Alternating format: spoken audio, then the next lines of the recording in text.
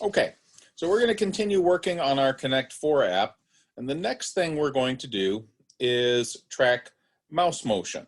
Okay, so there are a bunch of different interfaces for mouse motion, but the one we're going to use is going to be a simple one called Mouse Listener.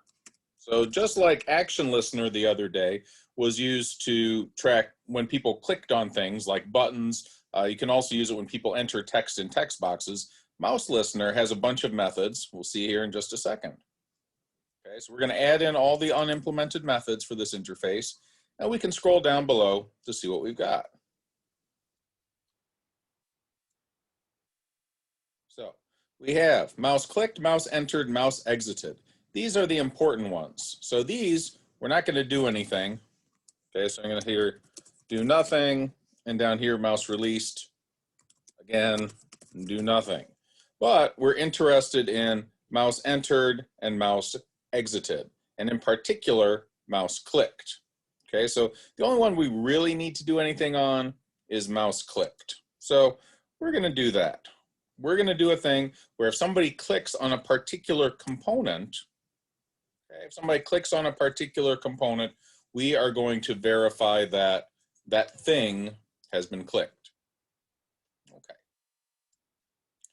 So here's what we can do. This is a neat thing with the object. So every one of these, right, if we click on a frame, right, if we click in something, we can track that it was clicked.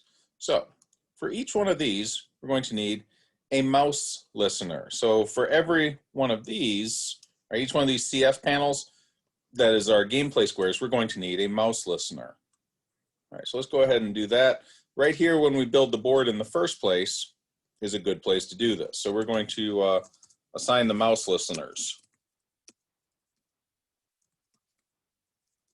for each square. So just to start with, we're going to do it for the individual squares, but if we wanted to, we could do it space above the column too. Okay, so board I j dot add mouse listener. See the very first one, add mouse listener, before it got glommed over. So there's a bunch of ones in here, right? So mouse listener, mouse motion listener, mouse wheel listener, those are all for different interfaces. The mouse listener interface, of course, I'm going to use the one with the matching name. Okay, so for any one of these board objects, when somebody clicks on it, I'm going to add the mouse listener. All right, so what we can do, let's just say if somebody clicks on something, for now, just to verify that it works, we're going to declare that object black. Okay, so mouse event E, we're going to say CF panel, yeah, you know what, we could just do it, E.get source, okay, and we're going to have to typecast it, CF panel. And what we have here are all the, yeah, we're going to have to do it this way.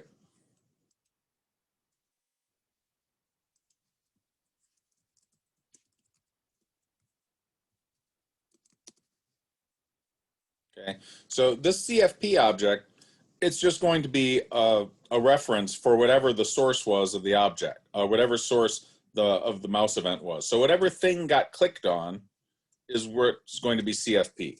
Okay, so CFP will be whichever CF panel, okay, so game board square, was clicked. Okay, and then that same CFP, remember I said we could have multiple names for the same thing. The CFP, we can do all the ordinary stuff we can do with a, with the game object itself. So we're going to set the background. We'll say we're just going to make it black to start with. Okay, and so we can verify that anything we click on is going to turn black when we click on it. So I'm going to roll around in here. How about this one? Oh no! There's holes in the gameplay. Okay, now one thing you'll find with these Java applications, they're not the most responsive. So if you have the audio, you might hear that I'm doing, in some cases, more than one click to make it work. But eventually it does work. So I'm saying you don't want to do high performance gaming with this stuff. These classes aren't that great. But they do work. They just they miss some clicks. Okay, so we can, that all works, and that's great. Okay, so the next thing we want to do, each of these squares, right, can have a value. So initially value is 0, it's not occupied, that's fine. But we also have some other values. Okay, so I'm going to list the values here. Value 0, not occupied, of course. Value 1, occupied by player 1. Value 2, occupied by player 2. Now at this point we don't really need to track this stuff, but we'll just make sure that the things work. So for example, I could say if somebody clicks on one, I could just set it to being player 1. So let's do that to start. So in order to make custom graphics happen, we have to do a little bit of advanced stuff. So I haven't gone into detail yet about how the graphics work, but essentially anytime a component gets drawn in a graphics window, first the lowest level of the window itself gets drawn, and then it draws the border around it, and then it draws anything stacked on top of it. So the process of building a Java window, you build it from the bottom up. Now to override the standard stuff, the standard look for a panel, right? We've done background colors, but anything we put in the foreground, we have to actively control. Let's see what we got here. Who's saying stuff? We're still at the beginner level. Yeah, that's okay. Look, so I understand this. I understand that you haven't seen this before. So what I'm doing at this point, I'm introducing some new things for event tracking, for, event handling, for GUI windows, for graphics. These are all things that we're going to cover in lecture in the next couple weeks, but we have a little bit of extra time. So I'm going to go through all this once, the process of building something, so that when you see it in the lecture, you'll be like, oh yeah, I've seen that before. Okay, that's what we're trying to do here. So it's okay if you don't understand everything at this point, right? I don't necessarily expect you to, but there's got to be a first time through everything, no matter how you do it. So I could lecture first and then do this, but this way I'm going to do it first, and then you'll see the lectures, and hopefully the lectures will click a little bit. Okay, so anyway, what we're going to do, custom graphics. So we'll say custom graphics for the foreground, right? Because we've already done background stuff. So the graphics method for doing this is a new visibility type we haven't seen before. It's the protected type. So protected is similar to private. It's similar to the default status, but it's automatically carried down in inheritance trees. So we'll have a little bit more on that later. But what you guys got to know is this method, it is protected in the superclass, so we're going to keep it as protected in our subclass CF panel. Okay, so draw component, graphics G. What, am I missing something? Oh, protected void. Okay. So draw a component, that's the one that normally exists. So the first thing we're going to do, call the superclass draw component method. Okay. I'm going to send G along. Or is it not? Fine. We're just.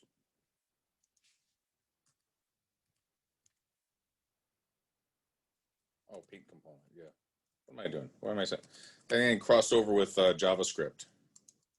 Okay, paint component G. Okay, so yeah, paint component is the method we want.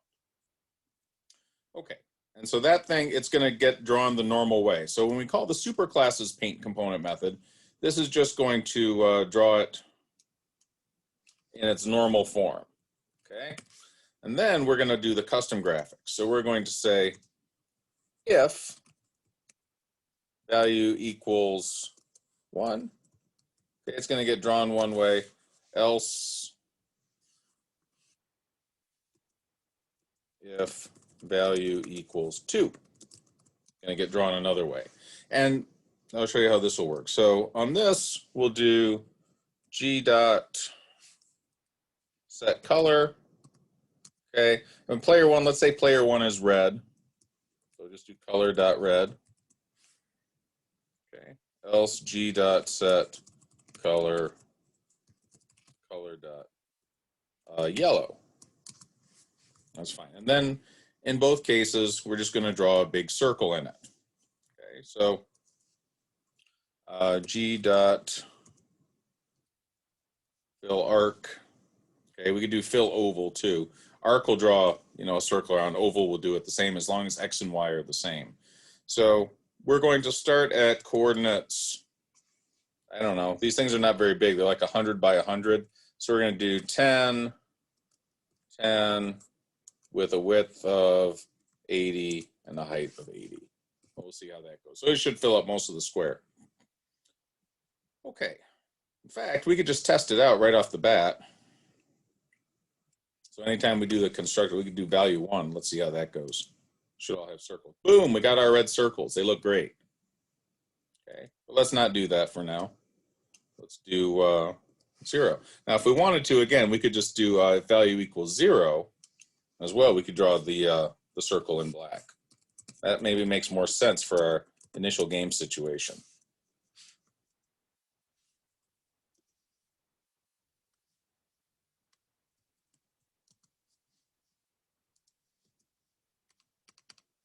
Okay. So I haven't talked about this graphics thing yet. Let's take a minute to talk about that. Okay. The graphics object is basically, think of it like a paintbrush. It specifies how you're going to draw. Okay. The graphics object is essentially a paintbrush. You can specify the paint color, okay, like we do here. There's a color class, and it has a bunch of constants built in for common colors like red and black and so on. And also polygons to be drawn. So the one we used for drawing a circle was fill oval. Okay, so this draws a filled circle from in the upper left within a rectangle. Okay, that's the best way to say it. This draws a filled circle fitting inside a rectangle. And the upper left corner is 10, 10, and the circle has width and height 80. Okay, so that's what we did there. Excuse me, I have to straighten myself out here. Okay, and I'll make a comment here that we are setting the paint colors for the graphics brush. Okay, so that's what we've got. So if we run this, now they should all be black. Boom, they're all black, just like in a real Connect 4 game. They look a little bit hanging low. That's all right. There must be something off with the coordinate sizes. That's fine. Okay. So what to do next? Let's see what happens when the user does stuff. Okay, so if the user clicks on something, we don't want the whole thing to be black, but let's do this. If, okay, CFP is that things get source. Okay. We'll increment the value. Okay, so if it starts at 0, it'll be 1. If it's 1, it's 2. And if it's 2, it'll go back to 0. So we'll do this. So we'll say CFP dot value equals CFP dot value plus plus modulo 3. Okay, so what this will do, right? People have asked before, hey, what's a modulo good for? Well, what it's good for is keeping a value within an assigned range of 0 to n minus 1. So here, the only 3 valid values are 0 for empty, 1 for player 1, 2 for player 2, right? So if we add 1 to it, this is what this part is doing, then if we were 2, say we would go up to 3. But when we apply modulo 3, 3 divided by 3 is 1 with the remainder of 0. So 3 modulo 3 is the remainder, is 0. It'll keep it within that 0 to 2 range. Okay, so let's see how this goes. Click on one. It's no. Oh, I got to repaint it. Silly. Okay. Then repaint. CFP dot repaint. That'll refresh the graphics on it. I should do it with the whole window. It's not really cooperative. All right.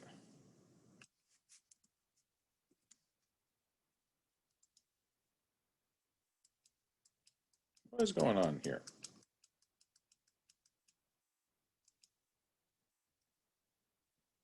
Well, this is strange. I'm going to do this then.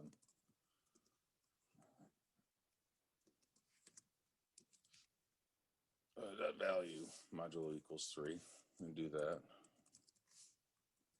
Why is repaint not working?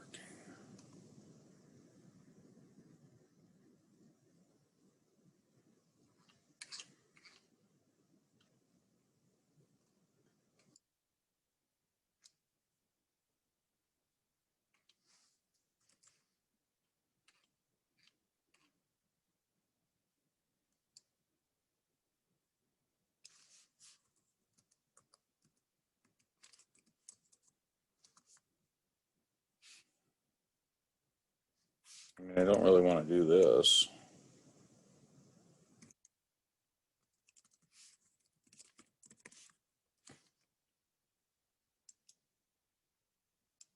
There we go. I don't know. I'm not sure what was going on there. The mouse doesn't always, maybe it's just a mouse responsiveness thing. Okay.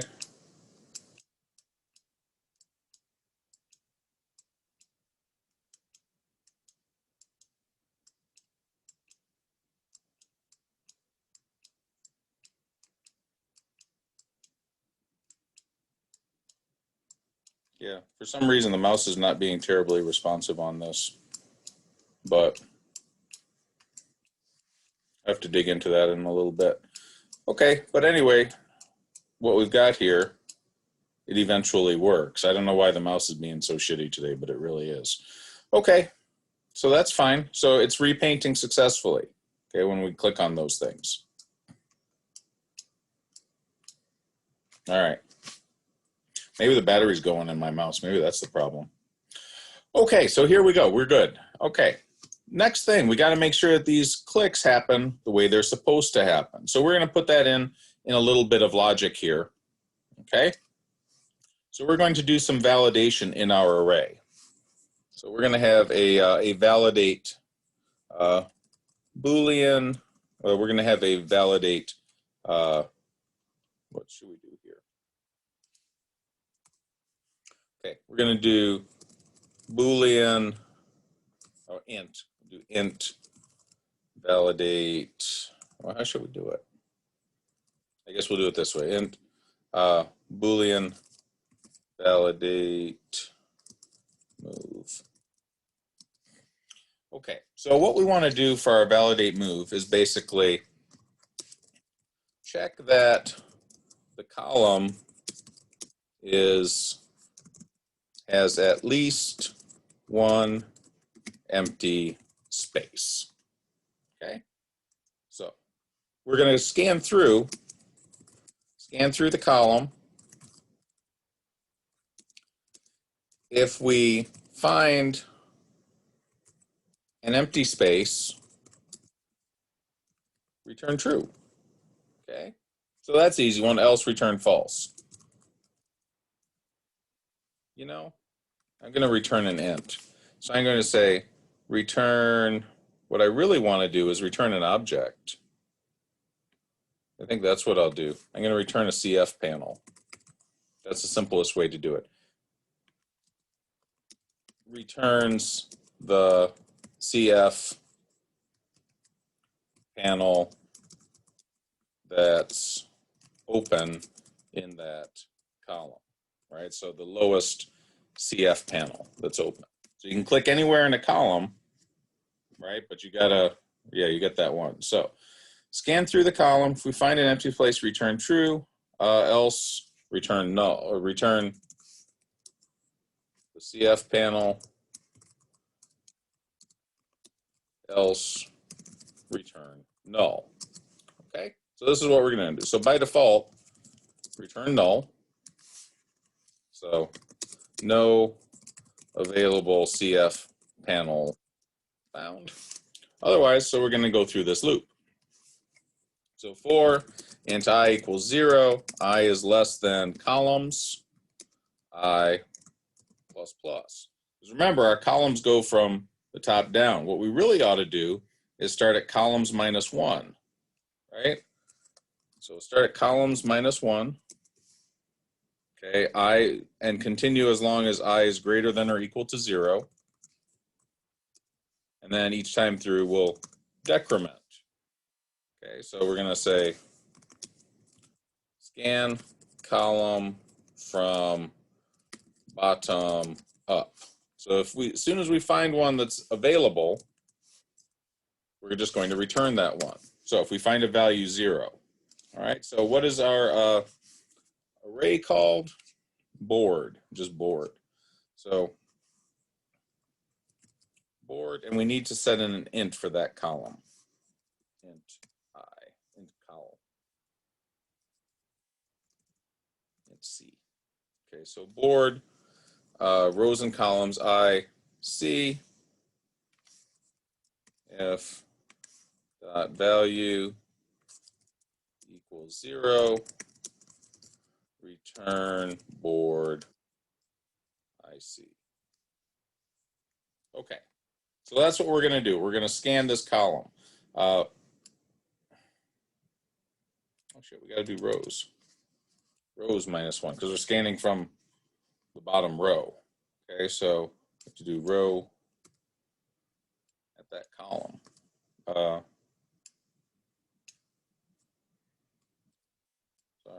I had the code right, I didn't have the label right.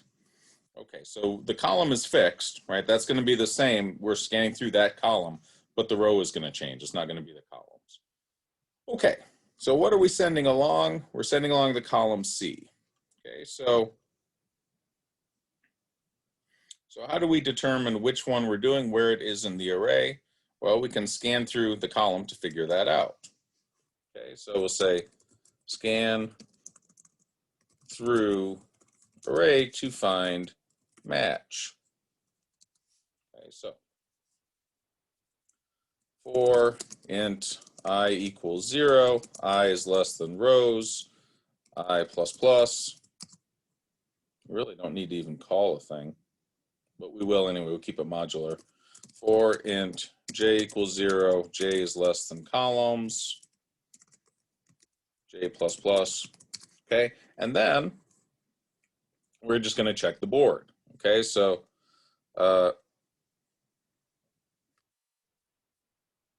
it has to be one of these, we know that. Okay, so we'll say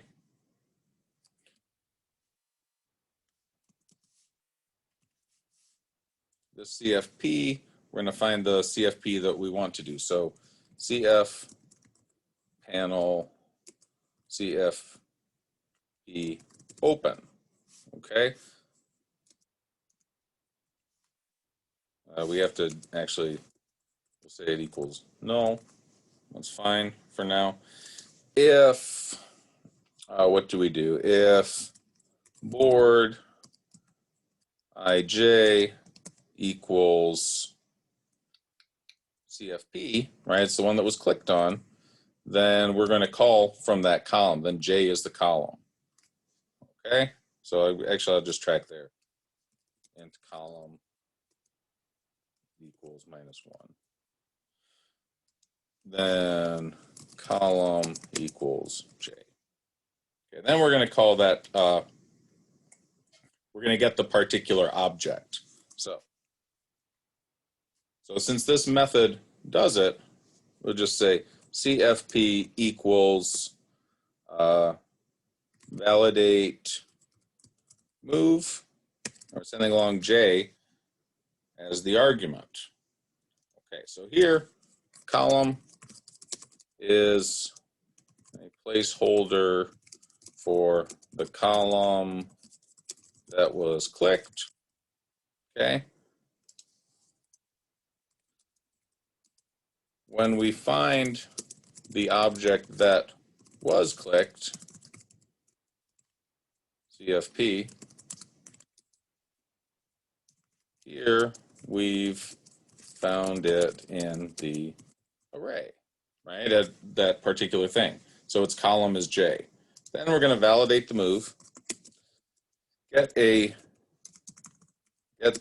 lowest available square in that column, okay? And then for that one, of the available square. Now, of course, if CFP is null, then we're just going to return.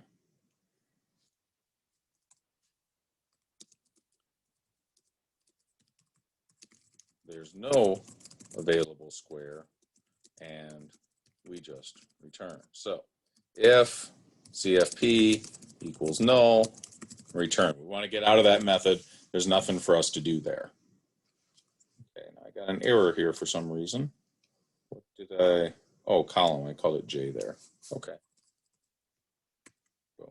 All right, so let's see how this works. So this should mean every time we click on a column, it's going to fill it out with a red one. So there you go, right at the bottom. I'm going to click again, slowly. Okay, there we go. Works. Okay, and it doesn't do anything when I keep clicking, and it doesn't crash. Let's see. There we go.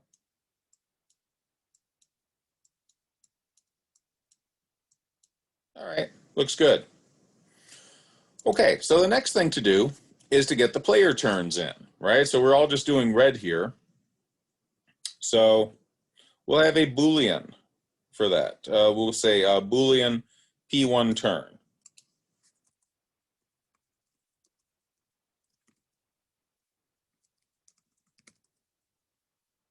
Okay, and initially we'll say that's true. Initial assumption, player one to start. Okay. So then, for every move, right, when a move actually happens, we'll do that in the mouse clicked. Okay, we'll repaint and then update the player turn. So we'll say, what's the name of that? It is P1 turn equals not P1 turn. Okay, so basically if it was P1's turn, now it won't be. If it wasn't, then it will be. Okay, and the other thing we have to do here is we're going to switch this out. Okay, so we'll say if P1 turn, then CFP dot value equals 1, right? Else CFP dot value equals 2. Okay, so if it's player one's turn, it's going to be 1. If it's player two's turn, it's going to be a 2. Great. So let's see how this goes. Okay, so I'm going to click. There we go. And click again. Click over here. Yay. Look at that. We got some connect foring going on. Okay, but what we don't have victory checks yet. Okay, but the gameplay works. How about that? Okay, so the next thing we could do, right, of course, we want to have some kind of victory checks built in. Those are a little tricky. So we're going to do some of the simpler stuff first, and then time permitting, we'll get started on the victory conditions. So what we want to do then, once the game is done, okay, so if we do, we had a button that would do that. Let's find out what that is. It's called JB Cancel. JB Cancel, we're going to have that reset the game. Okay, so that's the thing where it's going to clear everything. It's going to repaint everything. All right, so here's our JB Cancel. Okay, so JB Cancel, this is what it's going to do. It's going to set the title back to Connect 4. It's going to fill out the game board. We also are going to set the basic parameters, right? So for every one of those objects, it's going to be value is 0. Okay, so we're going to specify that. And at the end, we're going to say P1 to start. New game. Okay, and this is something, this same code is something that we would do once the game is over as well. So eventually, we'll cut this chunk out and put it in a reset method. So player 1 to start again, P1 turn equals true. Okay, so here, set board to all zeros. So board I j dot value equals 0. Okay, then afterwards we're going to repaint it. Repaint the board. Okay, so this dot repaint. Okay, that's gonna, we'll do the entire game board. Hopefully that will work. All right, so let's go see how this goes.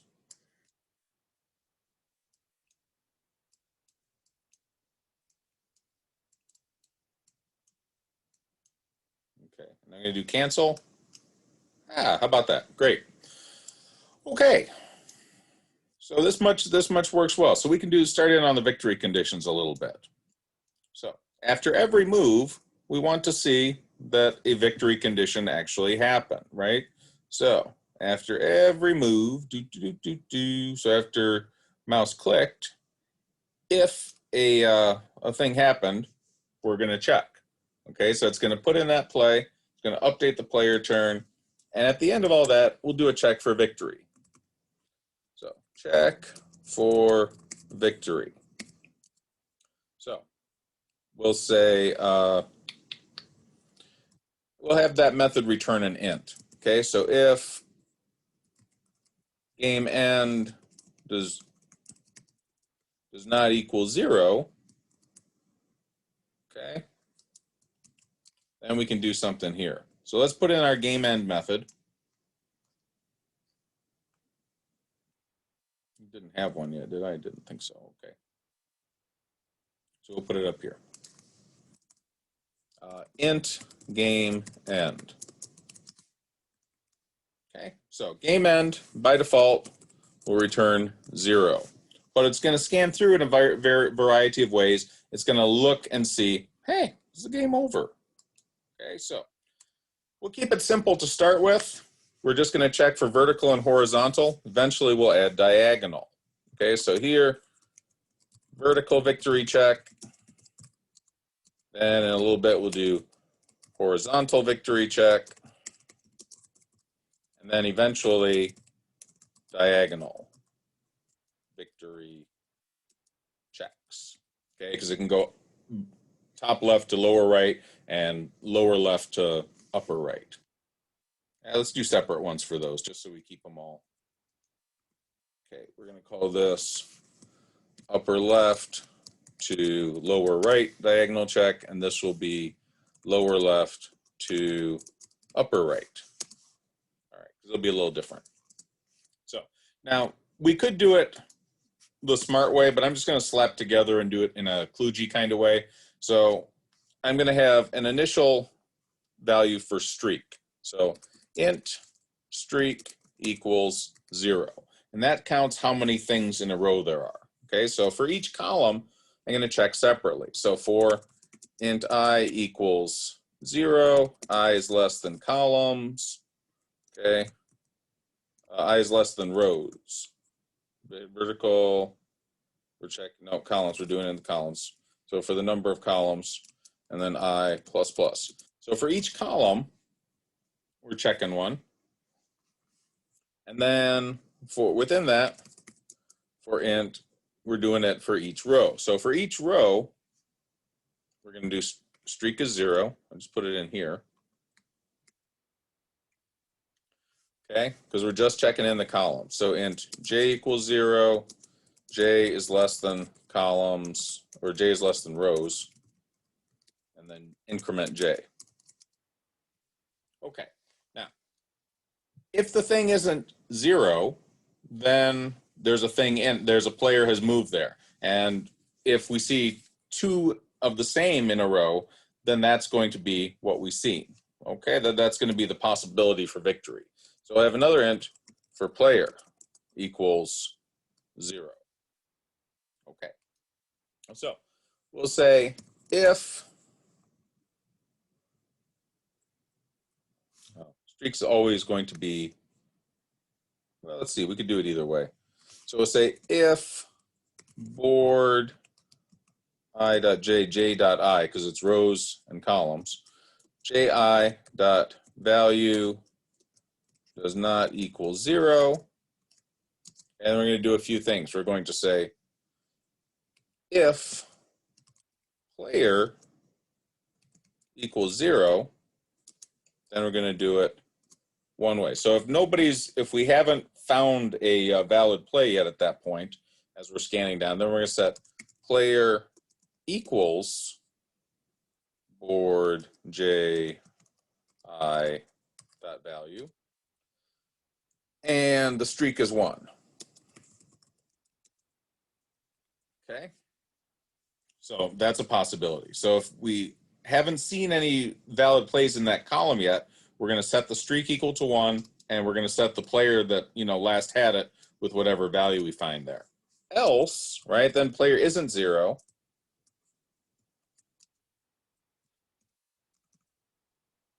We can else if board ji equals player, right, then we're going to do dot value equals player.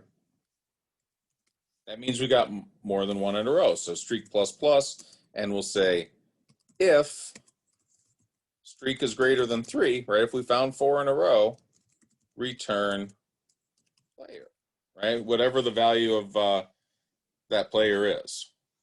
Okay.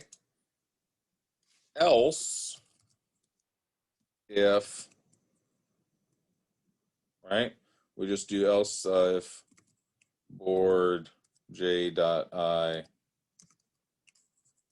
dot value does not equal player. Okay, then what? Then we're going to say streak equals 1 and this, right? The same statement we had before. It's a new streak has started. Okay. And if the vertical victory check happens, let's see. Then we're going to call that clear method. Okay, so with all that same stuff, we're going to do JB cancel. So this I could do, I could copy this all into a new method. So I'll do that. I'll call it reset void. All right. At this point, I'm not going to do anything exciting for that. Okay, I'm just going to say calls reset.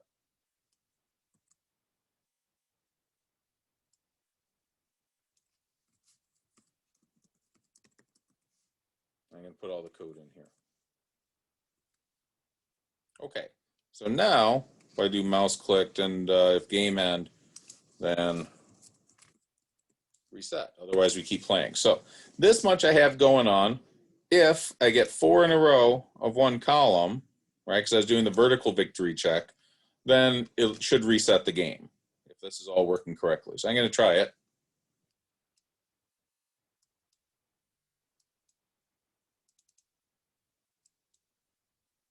Okay, here's the test. Whoops. I don't know what's doing there. The mouse is not being responsive. There we go. That was weird. Ah, good. I did my 4 in a row and it went. Okay.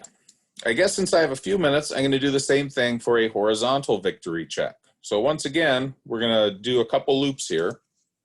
So for int I equals 0, I is less than the number of rows, I plus plus. Okay, so see, we're getting a lot of practice doing loops here. Once again, a lot of this is going to be the same. So initially, we're going to assume the streak is 0 and the player is 0. Okay, we're going to do another loop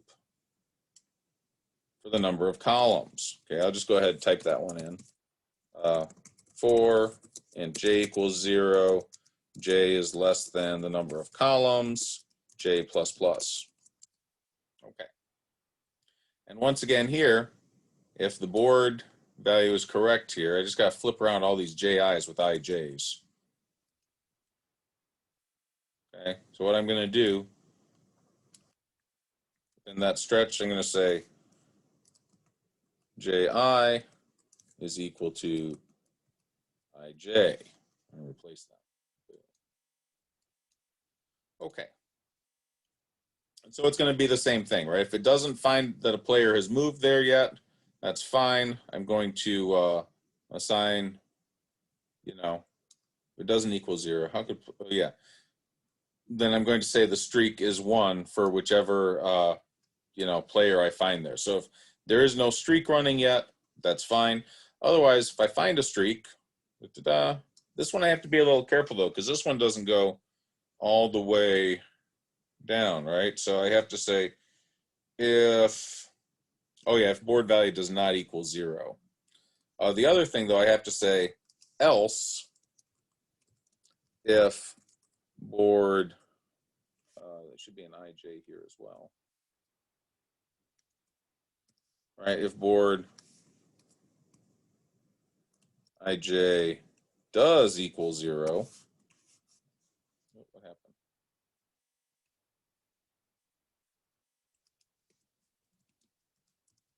Then I have to set the streak equal to 0, right? Player, then player equals 0 and streak equals 0. Oh, dot value once again. Yeah, I think I got to replace the batteries in this mouse. It's not good.